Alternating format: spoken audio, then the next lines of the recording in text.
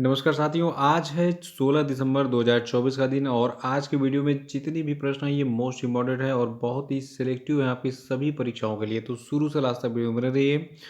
और देखिए, आज के वीडियो की जो पीडीएफ फाइल है इसको आप हमारे वीडियो के डिस्क्रिप्शन बॉक्स से डाउनलोड कर सकते हैं और साथ ही वहीं से आप वार्षिकांक 2024 यानी जनवरी से लगाए दिसंबर तक के सभी करंट अफेयर की पीडीएफ को फ्री में डाउनलोड कर सकते हैं।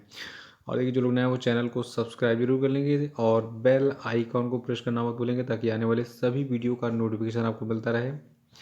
देखिए, आज का हमारा पहला प्रश्न है कि यस बैंक के नए कार्यकारी निदेशक कौन बने। तो देखिए, जो यस बैंक है इसके नए कार्यकारी निदेशक बन गए हैं मनीष जैन जी। और मनीष जैन की नियुक्ति 3 वर्षों के लिए यानी कि 11 दिसंबर 2024 से 10 दिसंबर 2027 तक के लिए की गई है। और यस बैंक की बात करें तो देखिए, इसका मुख्यालय कहाँ पे है, मुंबई में है। और यस बैंक के फाउंडर कौन है, राणा कपूर और अशोक कपूर। और देखिए, यस बैंक जो है इसकी स्थापना 2004 में की गई थी। तो याद रखिएगा, यस बैंक के नए कार्यकारी निदेशक मनीष जैन बन गए हैं और 3 सालों के लिए इनकी नियुक्ति हुई है। देखिए, यस बैंक पहले काफ़ी विवादों में था और चर्चा में था, तो हमेशा इसके फाउंडर का नाम पूछा जाता था उस समय। याद रखिएगा, यस बैंक की स्थापना राणा कपूर और अशोक कपूर ने मिलकर की थी। और दूसरा प्रश्न है कि राष्ट्रीय ऊर्जा संरक्षण दिवस कब मनाया जाता है। देखिए, राष्ट्रीय ऊर्जा संरक्षण दिवस यानी कि नेशनल एनर्जी कंजर्वेशन डे को हम मनाते हैं 14 दिसंबर को हर साल। आपको बता दें, 1991 में ऊर्जा दक्षता ब्यूरो के द्वारा ऊर्जा संरक्षण को बढ़ावा देने के लिए इस दिवस यानी कि राष्ट्रीय ऊर्जा संरक्षण दिवस की शुरुआत की गई थी। तो यहाँ पे 2 पॉइंट आप नोट कर लीजिए कि 14 दिसंबर को हम मनाते हैं नेशनल एनर्जी कंजर्वेशन डे यानी राष्ट्रीय ऊर्जा संरक्षण दिवस। और इस दिवस को मनाने की शुरुआत कब हुई थी, ये दूसरा पॉइंट है, ये 1991 में हुई थी।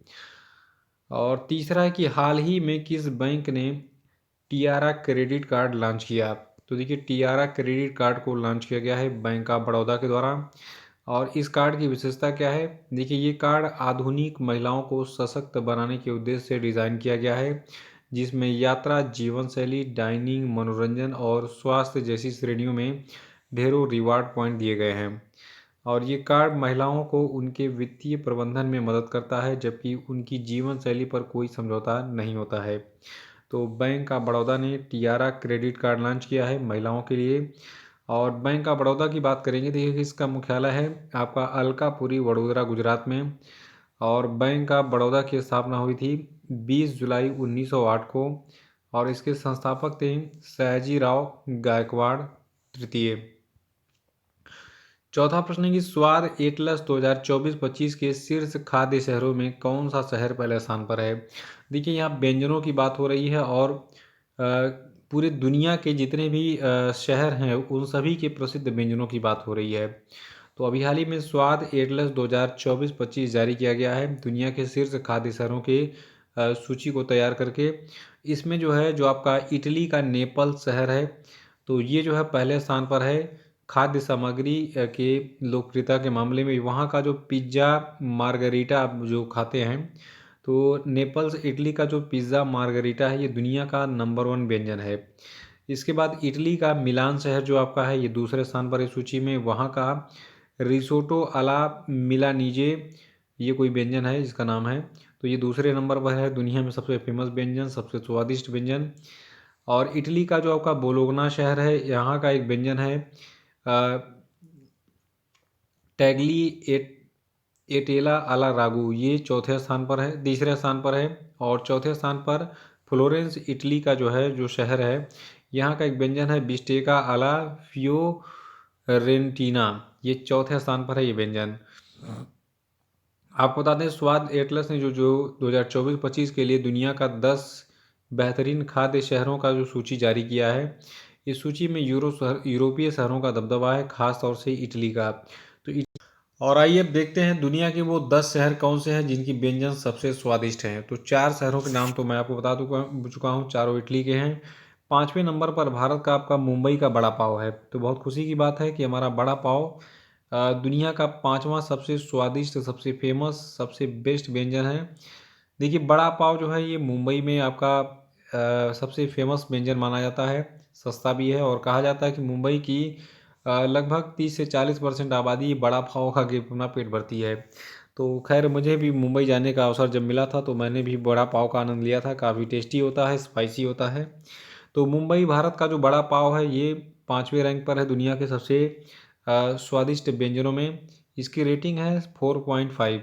और उसके बाद फिर 6वें नंबर पर इटली के रोम का स्पैगेटी अला कार्बोमारा, ये एक व्यंजन है, ये 6वें स्थान पर है। इसकी रेटिंग 4.5 है।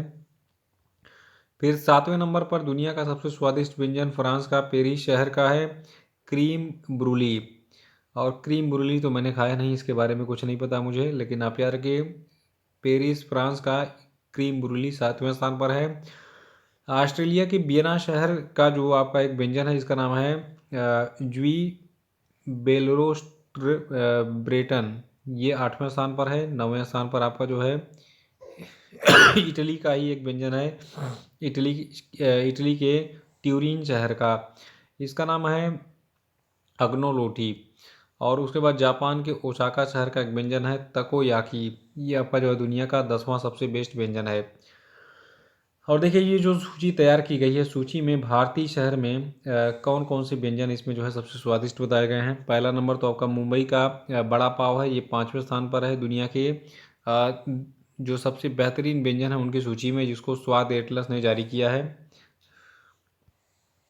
देखिए अमृतसर का जो अमृतसरी कुलचा है ये काफ़ी फेमस है पूरे भारत में, हर जगह स्टॉल मिल जाते हैं इसके।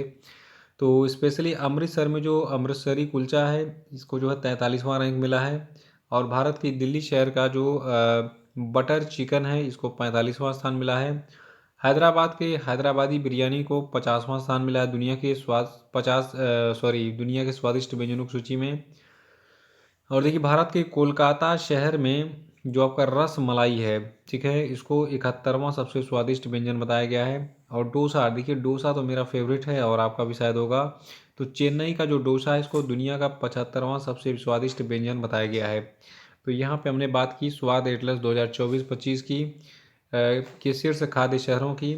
तो दुनिया का सबसे नंबर 1 खाद्य शहर कौन कौन है? इटली का नेपल्स, इसको याद रखिएगा।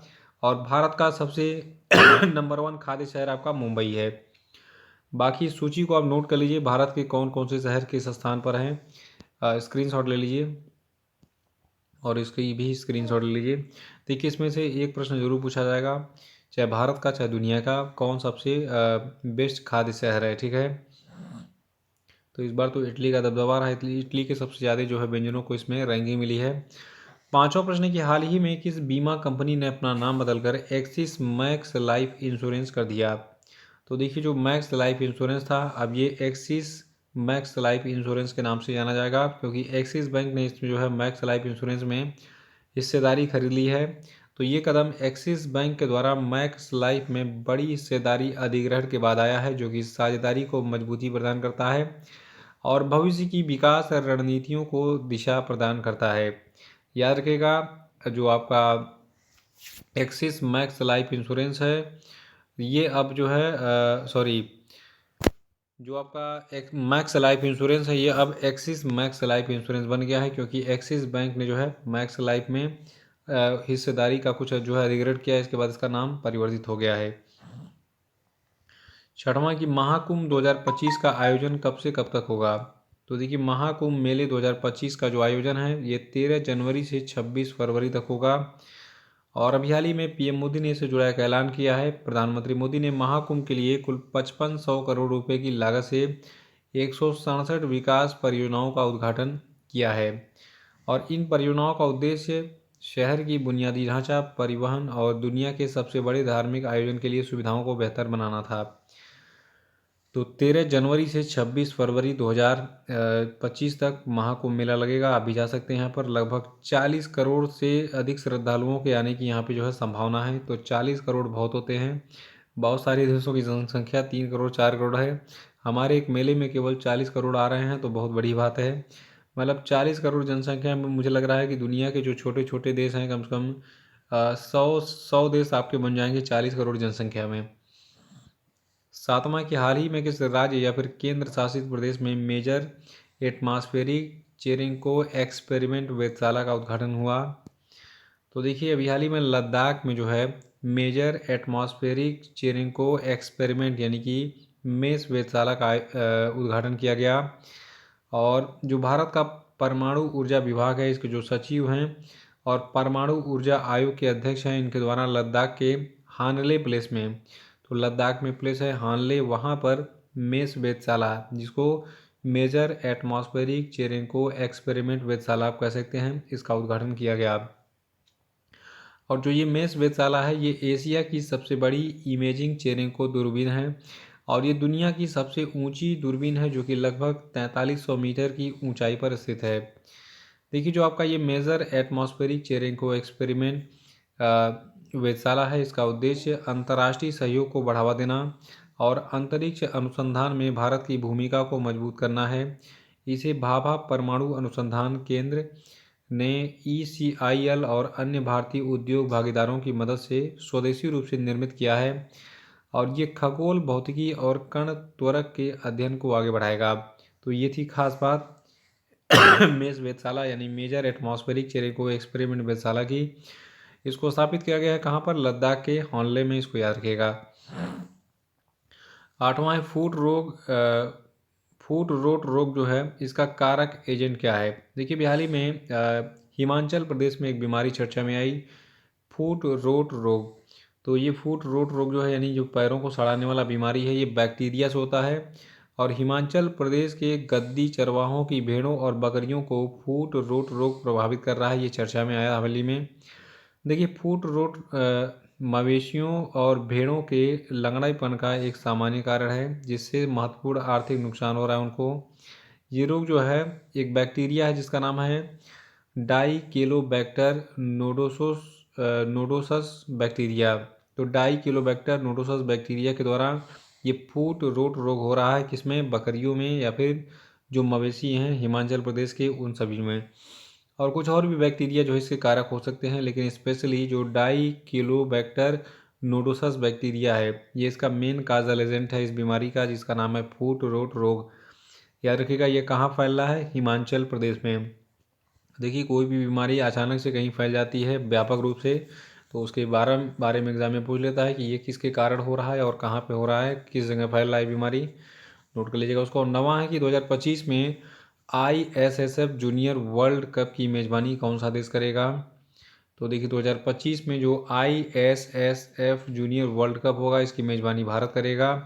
देखिए, बता दें आपको कि जो ISSF जूनियर वर्ल्ड कप है, इसकी मेज़बानी भारत में होगा। इसकी अध्यक्षता की पुष्टि हाल ही में ISSF के अध्यक्ष, जिनका नाम है लुसियानो रॉसी, इन्होंने ऑफिशियली कर दिया। और जो आपके श्री रॉसी, इन्होंने नई दिल्ली में ISSF वर्ल्ड कप फाइनल से पहले एक प्रेस कॉन्फ्रेंस में ये घोषणा की और उस समय national rifle association of India के जो अध्यक्ष हैं कलिकेश नारायण सिंह देव, ये इस प्रेस कॉन्फ्रेंस में उपस्थित थे। तो देखिए, इस लाइन को ऐड करने का मतलब ये है कि आपको पता हो जाए कि वर्तमान में national rifle association of India के अध्यक्ष कौन हैं, तो ये हैं कलिकेश नारायण सिंह देव। और देखिए, जो आपका ISSF है, इसका पूरा नाम है इंटरनेशनल शूटिंग स्पोर्ट फेडरेशन। तो इंटरनेशनल शूटिंग स्पोर्ट फेडरेशन जो है, इसके प्रेसिडेंट कौन है? इनका नाम है लुसियानो रॉसी और व्लादिमीर लिशिन भी जो है ये पदाधिकारी हैं इसमें। और मुख्यालय इसका कहाँ पे है? इसका मुख्यालय है म्यूनिच, जर्मनी में। याद रखिएगा, जो इंटरनेशनल शूटिंग स्पोर्ट फेडरेशन है, इसका मुख्यालय कहाँ है? जर्मनी के म्यूनिच में। इसकी स्थापना 1907 में की गई थी। 150 देश इसके मेंबर हैं। 10वां है कि थार्ड यानी कि terminal high altitude area defense missile रक्षा प्रणाली किस देश ने विकसित किया है? तो देखिए, थार्ड यानी कि terminal high altitude area defense missile रक्षा प्रणाली को संयुक्त राज्य अमेरिका ने जो है विकसित किया है। और ये मिसाइल चर्चा में इसलिए है क्योंकि हाल ही में अमेरिका ने इसराइल को ये मिसाइलें जो है गिफ्ट की हैं, क्योंकि इसराइल की रक्षा के लिए अमेरिका ने वादा किया था कि हम तुमको हर मदद देंगे और तुमको मिटने से बचाएंगे, यानी तुम्हारी रक्षा करेंगे, तुम्हारी संस्कृति बची रहे। तो इसीलिए अमेरिका ने इसराइल को लड़ने के लिए थार्ड मिसाइल दे दी है। इसकी विशेषता क्या है? देखिए, जो थार्ड मिसाइल है यानी terminal high altitude area defense missile है, ये प्रणाली छोटी से मध्यम दूरी की बैलिस्टिक मिसाइलों को रोकने और नष्ट करने के लिए बनाई गई है। देखिए, ईरान के साथ बढ़ते तनाव के बीच इजराइल की रक्षा के प्रति अपनी प्रतिबद्धता के तहत अमेरिका ने यह मिसाइल इजराइल को दी है। तो थार्ड के बारे में याद रखिएगा, थार्ड का पूरा नाम क्या है? Terminal high altitude area defense missile. और हवा में कोई भी मिसाइल कोई भी देश दाग रहा है तो अगर वो ज़मीन पे गिरने आ रहा है तो उसके पहले ही ये जो आपकी थर्ड मिसाइल है उसको हवा में ही नष्ट कर देगी, तो ये ज़मीन पे आएगा ही नहीं, तो नुकसान पहुंचाएगा नहीं। तो इसीलिए ये विशेषता है थर्ड मिसाइल की। तो इसी के साथ आज का वीडियो समाप्त होता है। Thank you. और वीडियो को शेयर करते रहिए, पुराने वीडियो को देखिए, रिवाइज करते रहिए। जय हिंद।